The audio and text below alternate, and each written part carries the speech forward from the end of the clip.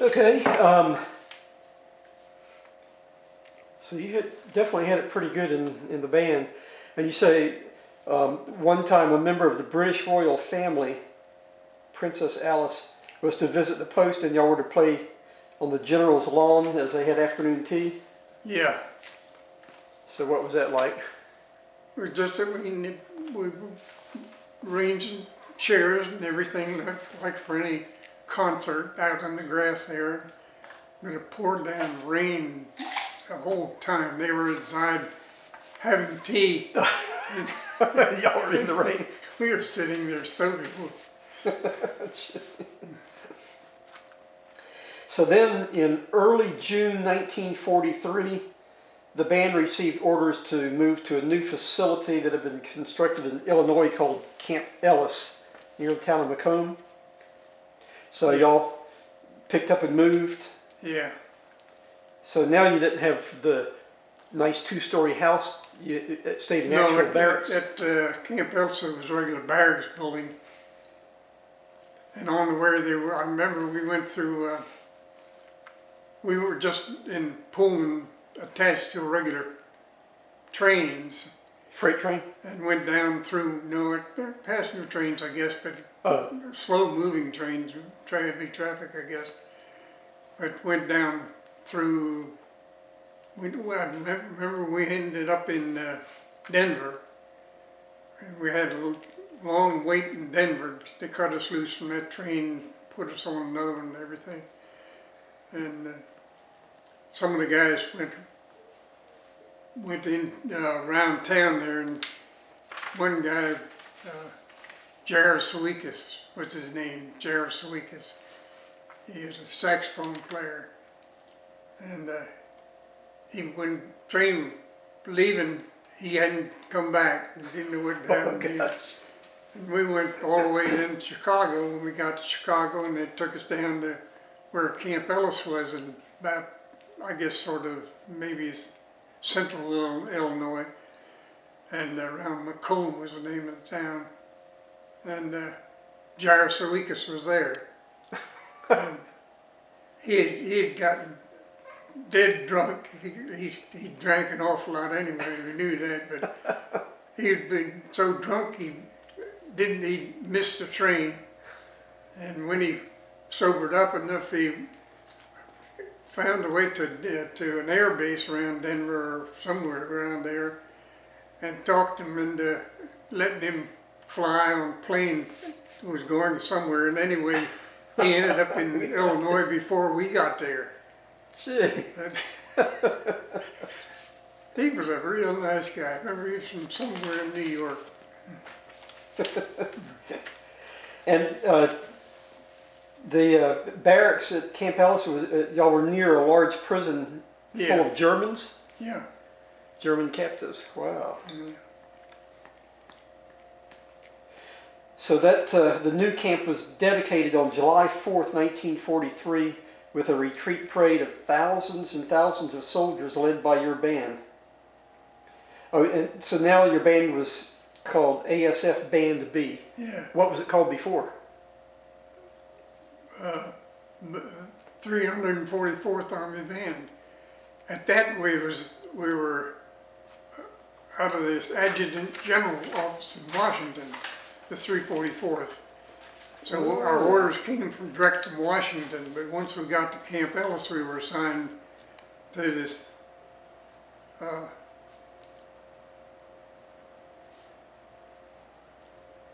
we came under control of the Armed Service Forces, I guess they called it. But we were still above, we weren't like a division band or anything like that, we were still above that. So it was still a pretty good situation then. Yeah, yeah.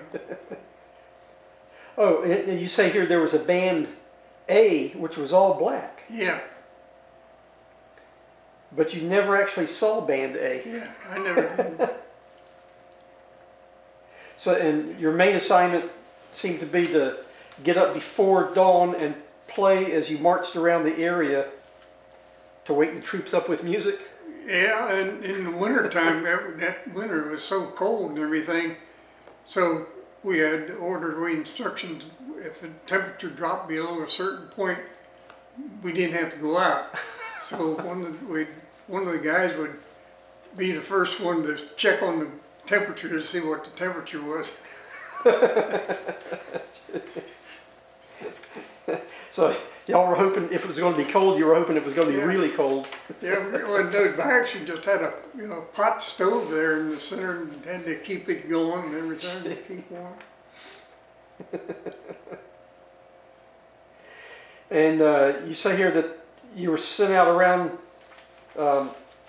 in Illinois and Iowa to play stage concerts in various towns and also to play on radio shows? Yeah.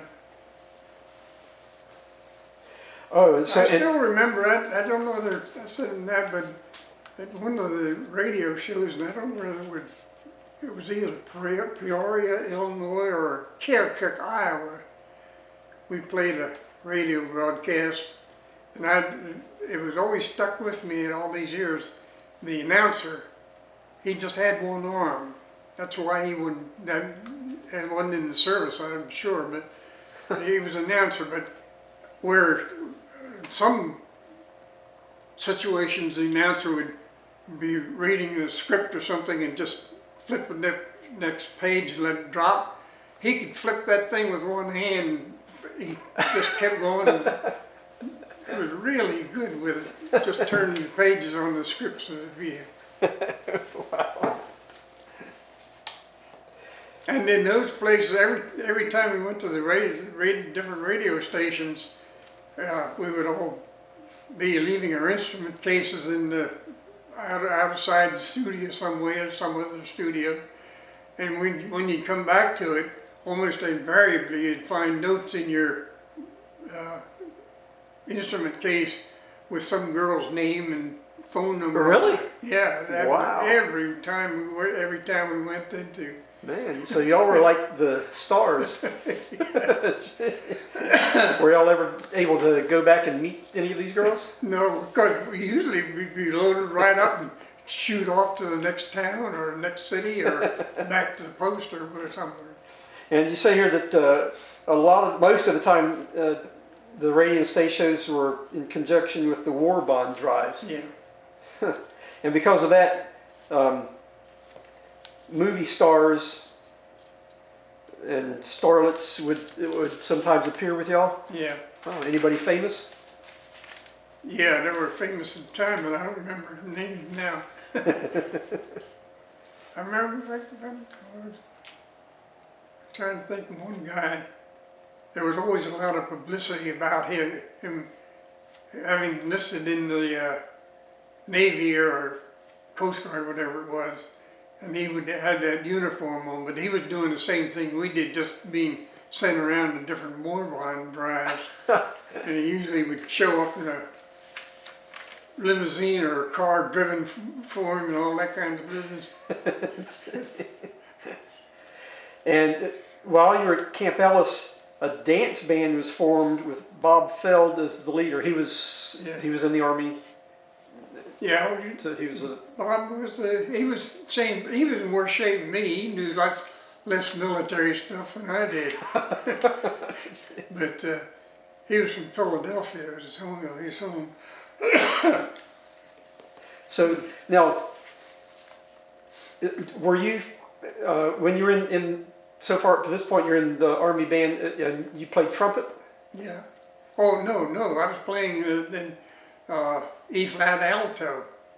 And matter of fact, back in the very beginning there, when they first took me in the band, they handed me this E flat alto, and I said, I don't know anything about this. I've never seen one before. And they said, oh, you can do it. This is same key. Fingering is the same. Same fingering. Yeah. Everything is and it was. I mean, it was the equivalent of the French horn, of course. And so anyway, that's the reason I had the two stripes, because I was first chair alto. There were two other alto players, But because you were first chair, I was you got the first two chair, stripes? so I was corporal. These other two guys were both private first class. So,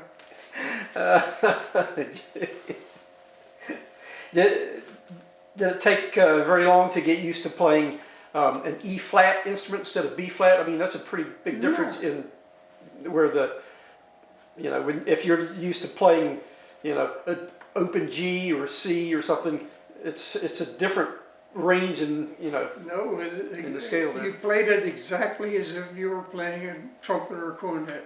Yeah. And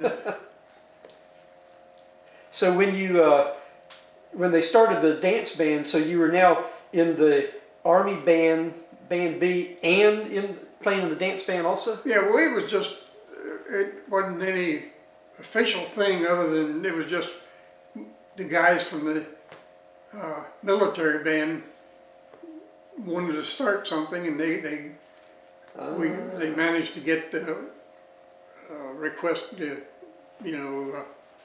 music stands, with the fancy logos and all that kind of business. Wow. And you say that most of the members had been professional musicians before they had been drafted into the Army? Yeah. So how did you end up with all these professional musicians? But the same way, I mean, out in Oregon, they needed one more guy in there to fill out the band and at the E flat alto, and that was it. Yeah, but an E flat alto in a stage band, a dance band? Well, I wasn't in the stage band with an E flat alto.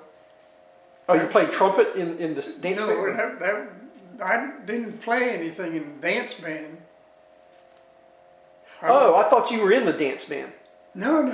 Oh, okay. Like I say, I figure I was sort of like a band manager. I went along with them when they went each time and saw the music stands were set up. And Okay, yeah, I see here you became sort of the band manager. Yeah. Okay. So make sure everything went okay. And they played with Tommy Dorsey, Jimmy Dorsey, Harry James. Yeah, some of these other guys. Wow. Bobby Feldon played piano with the Bob Crosby Orchestra. Bing Crosby brother, Huh.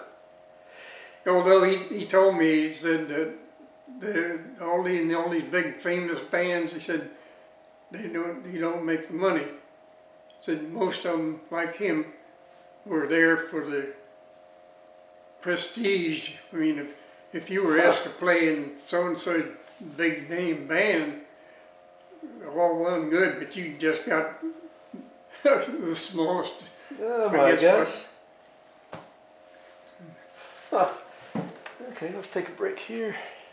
But he told me about, he knew what was one, Kitty Callan. She was one of the big name band singer that during that period. He knew her. Bob's brother was with a band out of New York, or in New York. I forget what the name is now. There was several bands under the same name that were playing for weddings or different things. I don't know what you would call them now, but be a standard band that you could be hired for, and his brother played one of those bands. Wow. Okay, let me stop it for a minute.